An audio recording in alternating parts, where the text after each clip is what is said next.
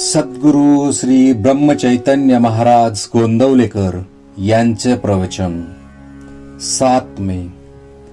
देहबुद्धीचा त्याग करावा. मानाला कारण अभिमान होय. मी मोठा असे मनाने घेतले म्हणजे मानाची गरज लागते. हा अभिमानच भगवंताच्या आणि आपल्यामध्ये आड येतो. हा अभिमान घालवायचा गुरु अज्ञेत राहणे, त्यांना शरण जाणे आणि त्यांनी सांगितलेली साधने करणे हे उपाय आहेत. पण ही साधने निर्भिमानाने झाली पाहिजेत. हा अभिमान फार सूक्ष्म असतो. मी गुरु अज्ञेत राहतो, त्यांनी सांगितलेली साधने करतो, आता माझा अभिमान गेला हे म्हणणे सुद्धा अभिमानाचेच बोलणे होय. खरे पाहता अभिमान बाळगण्यासारखे आपल्याजवळ आहे तरी काय? शक्ती की पैसा की कीर्ती? जगात आपल्यापेक्षा कितीतरी लोक मोठे आहेत, पण मौज अशी की भिक्षा मागणाऱ्याला सुद्धा मोठा अभिमान असतो. मी अमक्याच्या इथे भिक्षेला गेलो होतो, त्याने मला हट म्हणले, तेव्हापासून त्याचा उंबरठा नाही चढलो मी, असे तो म्हणतो. तेव्हा हा अभिमान आणि अपमान ही काय चीज आहे याचा शोध आपण घ्यायला पाहिजे. याला अगदी मूळ कारण देहबुद्धी. ही देहबुद्धी नाहीशी झाली पाहिजे.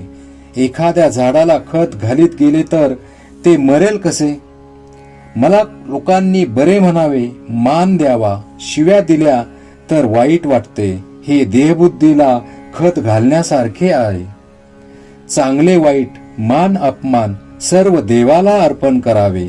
वस्तुतः कर्तेपणच त्यांच्याकडे सोपवावे, म्हणजे त्या कृत्याचे परिणाम मनावर होऊ देऊ नयेत. व्यवहारात थोडा अभिमान लागतोच, पण तो केवळ कारणापुरता असावा. वरिष्ठाने नोकराची वागताना अभिमान पाहिजे, पण तो तितक्याच पुरता. त्याचा मनावर परिणाम होऊ देऊ नये.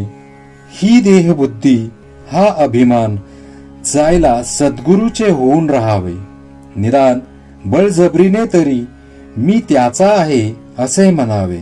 सद्गुरू तुम्हाला न कळत तुमचा अभिमान दूर करतील. परमार्थात संतांचेच ऐकण्यात महत्व आहे. तेथे आईबापांचे का ऐकू नये?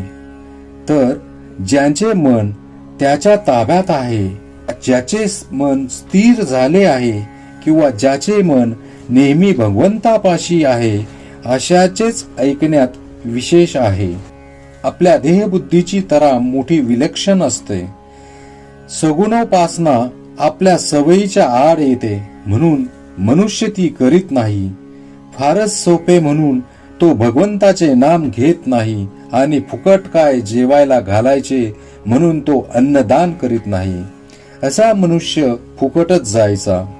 देहबुद्धीला ताळ्यावर आणण्यासाठी संतांच्या ग्रंथाच्या वाचनाची गरज आहे. पहाट झाली की थोडा उजेड, थोडा अंधार असतो. त्याप्रमाणे सध्या आपली स्थिती आहे.